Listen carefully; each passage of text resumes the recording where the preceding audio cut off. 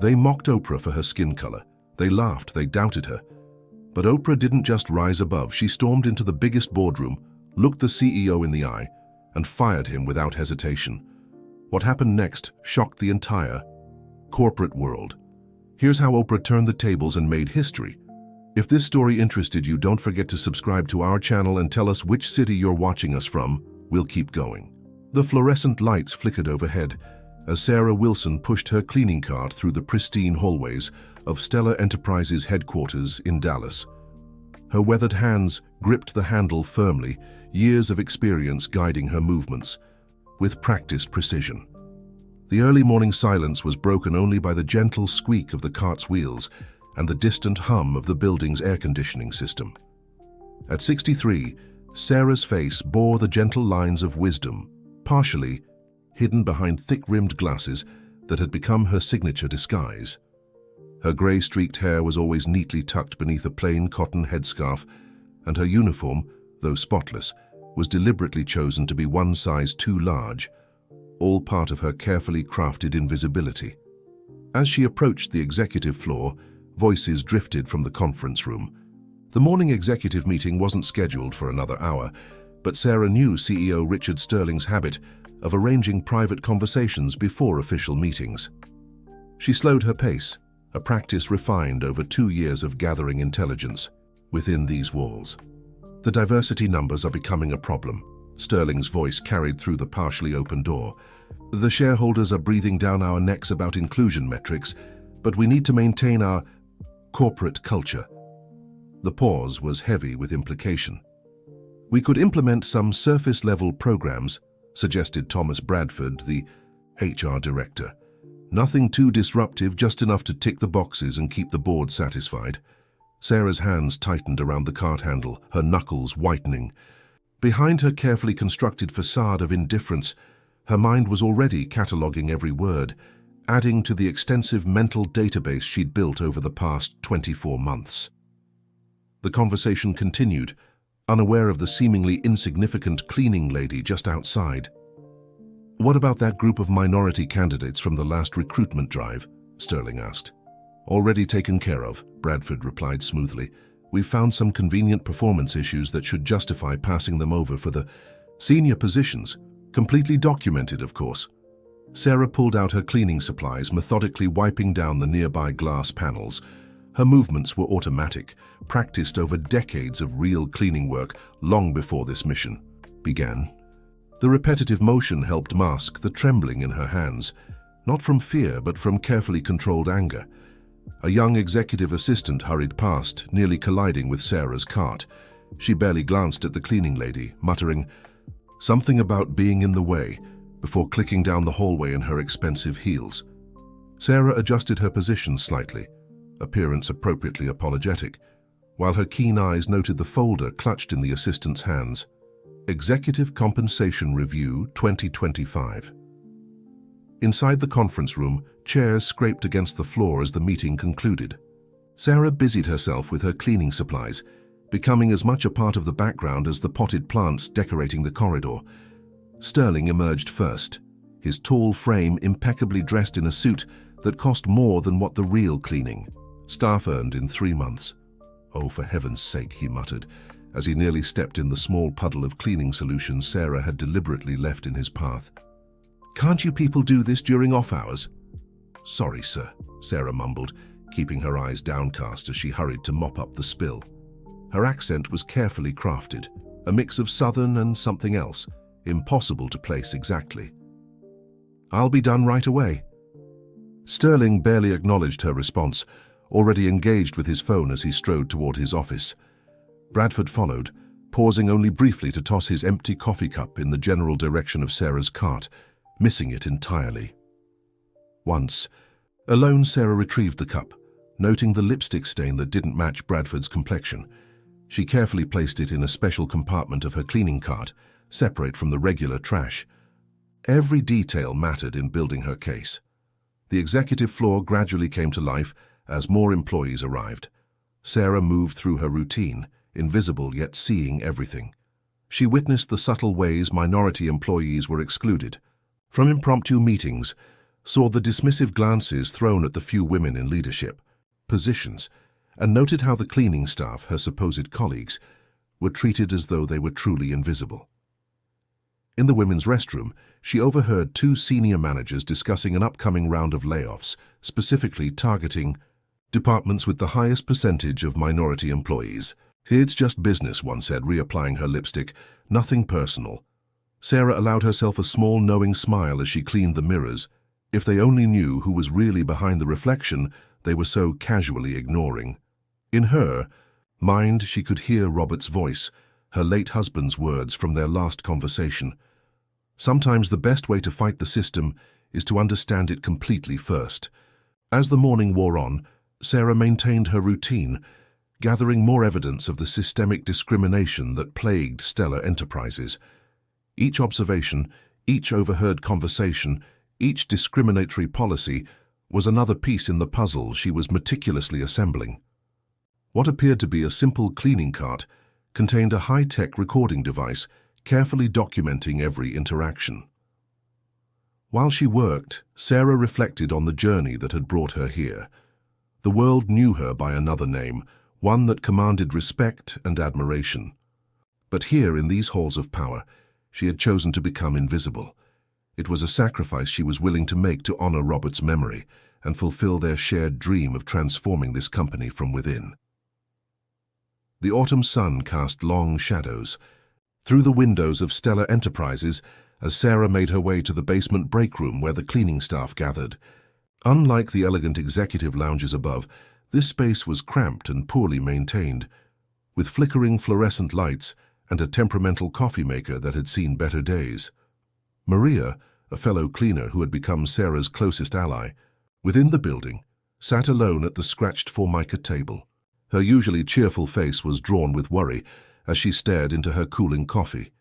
Sarah's practiced eye noticed the slight tremble in her colleague's hands. "They're cutting our hours again," Maria whispered, as Sarah settled into the chair across from her. "Jenny from accounting told me they're optimizing operational costs in the support services." Her voice caught on the corporate jargon. "I can't afford another cut, Sarah. My daughter's college tuition." Sarah reached across the table, her hand covering Maria's. The gesture was both comfort and promise, though Maria couldn't know just how much power lay in that gentle touch. "Tell me everything you heard," Sarah said softly, her assumed accent carefully maintained, even in this private moment.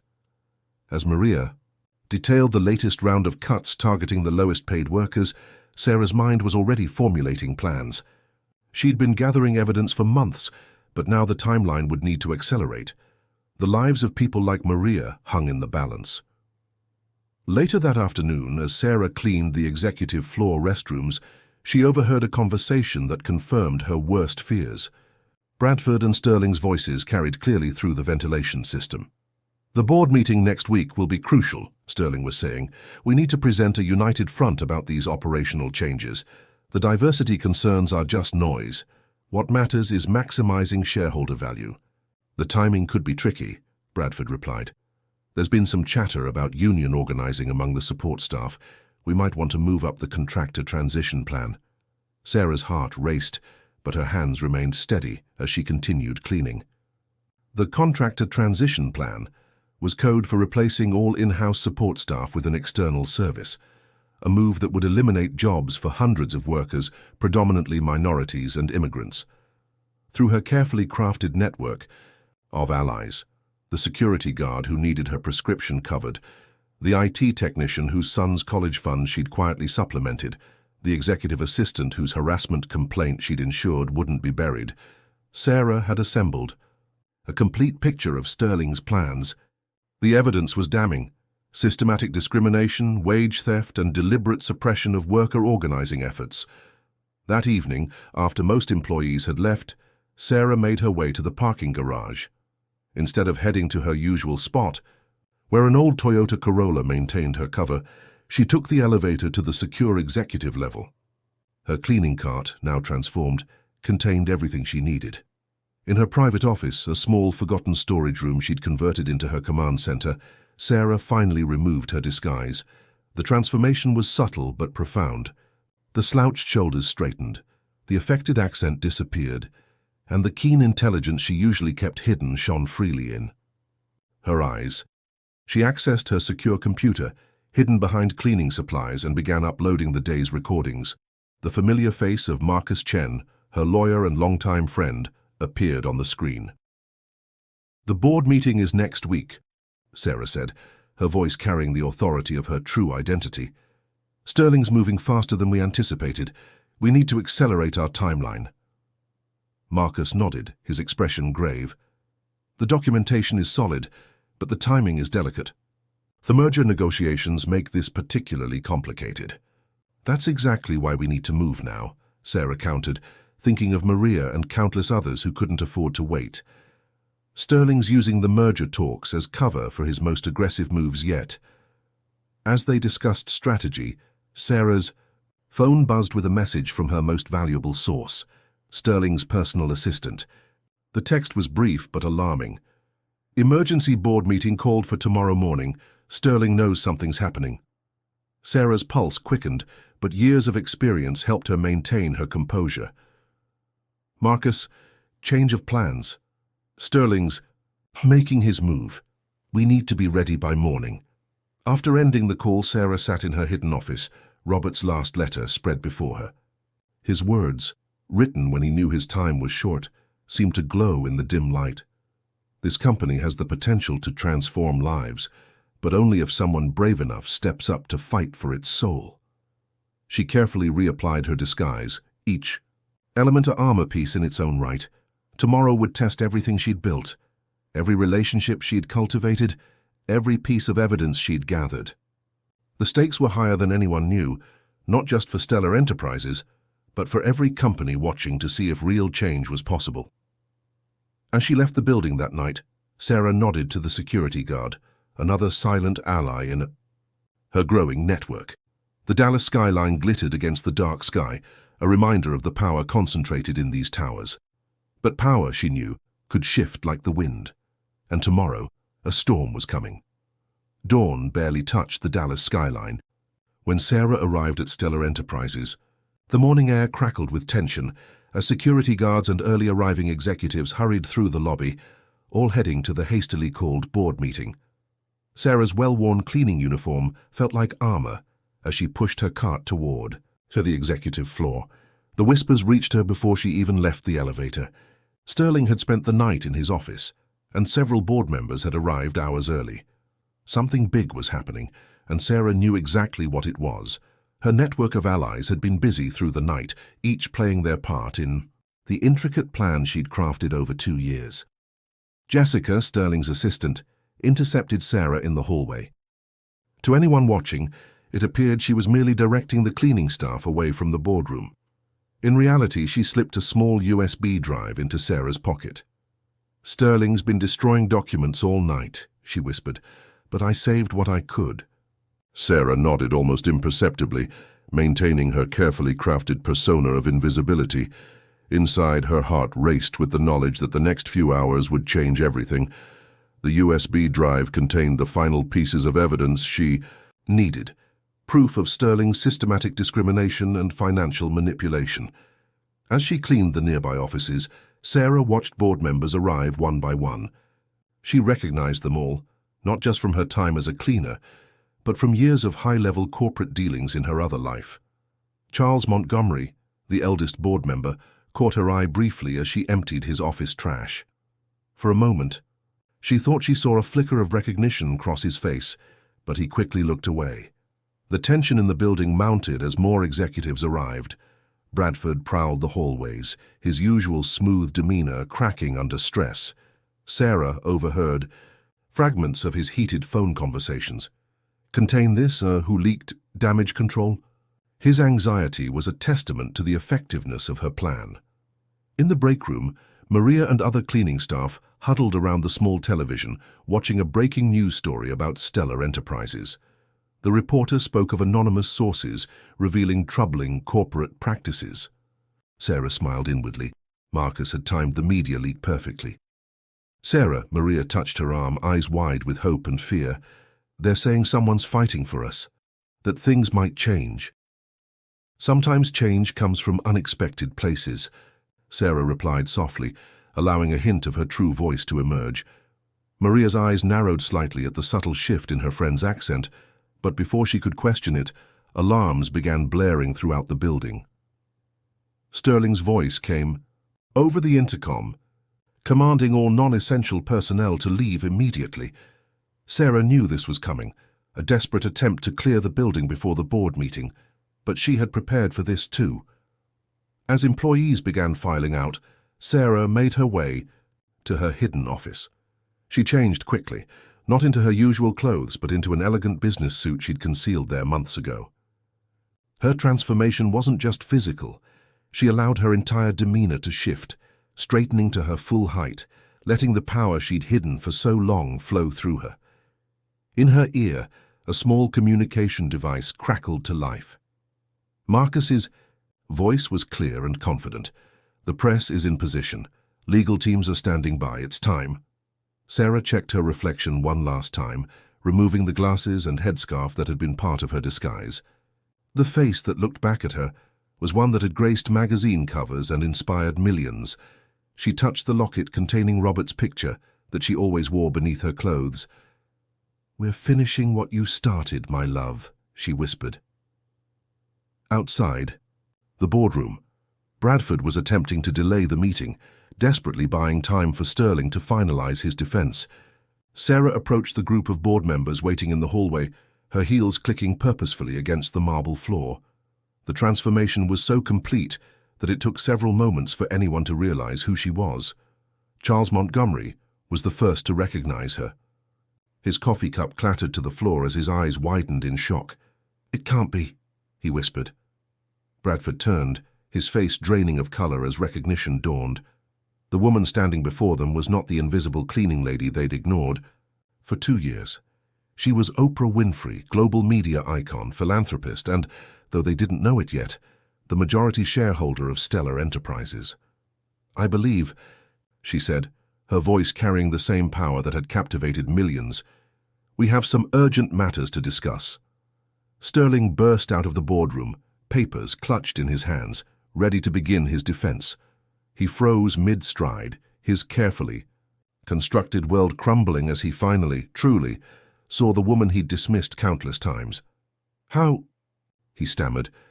"You're—" The papers slipped from his grasp, scattering across the floor like autumn leaves.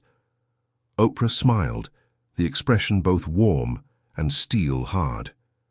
"Shall we begin the real board meeting?" She gestured to the open door.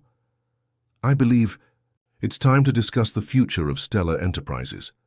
As board members filed into the room, their faces a mix of shock and dawning understanding, Oprah caught a glimpse of Maria watching from around a corner, tears streaming down her face as she finally understood who her friend truly was. Oprah gave her a small nod, a promise that everything was about to change. The boardroom fell silent as Oprah took her place at the head of the table. The morning sun streamed through the floor-to-ceiling windows, illuminating the space where, just yesterday, she had cleaned the glass as Sarah Wilson. Now she commanded the room with the presence that had made her a global icon. "For 2 years," she began, her voice carrying the weight of every slight, every discriminatory action she'd witnessed, "I've watched this company lose its way. I've seen talented individuals pushed aside because of their race or background. I've witnessed systematic discrimination disguised as corporate policy, and I've documented everything." With practiced precision, she laid out the evidence. The USB drive from Jessica contained the final pieces, emails, memos, and financial records that painted a damning picture of Sterling's leadership. The board members' expressions shifted from shock to outrage as they realized the full extent of the corruption they'd overlooked. Sterling attempted to interrupt, his face flushed with anger. "This is preposterous. You can't possibly expect anyone to believe—" "Actually, Richard," Marcus stepped forward, emerging from the doorway with a thick folder, "we have signed testimonies from over 50 current and former employees. Your own assistant's statement is particularly revealing." Jessica, standing quietly by the door, met Sterling's betrayed glare with unwavering determination. She wasn't alone. Throughout the building, employees had begun returning, gathering in. The lobby where large screens broadcasted the meeting for all to see. Maria stood among them, holding hands with fellow cleaning staff members, watching justice unfold. Oprah continued, her voice carrying through the building's speaker system. Robert believed in this company's potential to be a force for good. Before his passing, he transferred his majority shares to me, knowing that someone would need to stand up against the corruption that was taking root. She turned to Charles Montgomery, who had known Robert for decades. You worked with my husband from the beginning. You knew what Stellar Enterprises was meant to be, not just profitable, but ethical, a place where talent and hard work mattered more than background or skin color. Charles nodded slowly, tears gathering in his eyes. Robert would be proud, he said softly.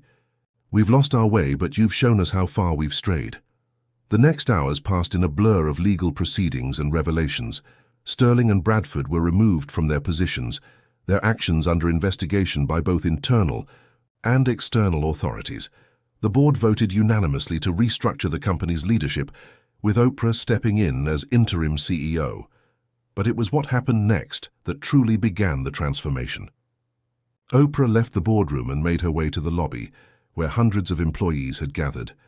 She moved through the crowd, still wearing her elegant suit, but carrying herself with the same warmth she'd shown as Sarah Wilson. Every one of you matters, she declared, her voice echoing through the space. Every janitor, every assistant, every manager. Starting today, Stellar Enterprises will live up to its name, not by pushing people down, but by lifting them up. The changes began immediately. The cancelled diversity initiatives were reinstated and expanded. A new employee council was formed, representing workers at all levels. The wage gap between executives and support staff was addressed, and comprehensive anti-discrimination policies were implemented with real enforcement mechanisms. Maria found herself appointed to the Employee Council, her years of experience and dedication finally recognized.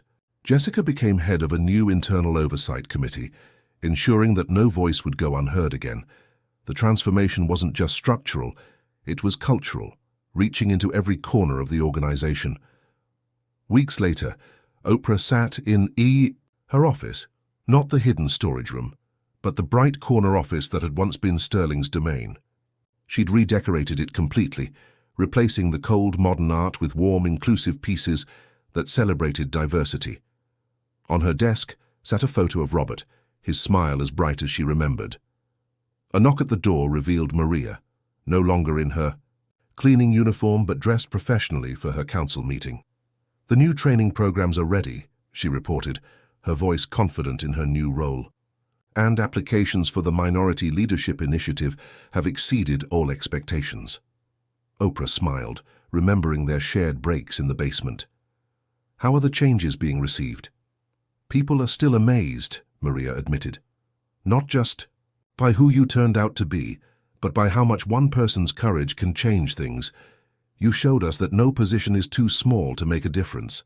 As Maria left, Oprah walked to the window, looking out over the Dallas skyline. The city seemed different now, full of possibility. In her hand, she held Robert's last letter, its words now a reality. Sometimes the greatest change comes from the most unexpected places. All it takes is someone brave enough to stand up and fight for what's right. Stellar Enterprises had begun a new chapter, one that would serve as a model for corporate America. The story of the cleaning lady who transformed a company became legend, inspiring other organizations to examine their own practices and make meaningful changes. The Invisible Woman had become a beacon of hope, proving that one person's courage could spark a revolution of compassion and justice in the corporate world. As the sun set over Dallas, its rays caught the company's logo, making it shine like a star, a stellar enterprise, at last, living up to its name. Dear viewers, we hope this story of transformation and justice has touched your hearts. To continue this journey of inspiring tales, we've prepared a special playlist of equally powerful stories. Find it by clicking the link to your left. If this story moved you, don't forget to subscribe to our channel and leave a like. Every day we bring you unique narratives that explore the depths of human courage and the power of positive change. Join us in the comments section below to share your thoughts and experiences. Together, we can create more stories of hope and transformation.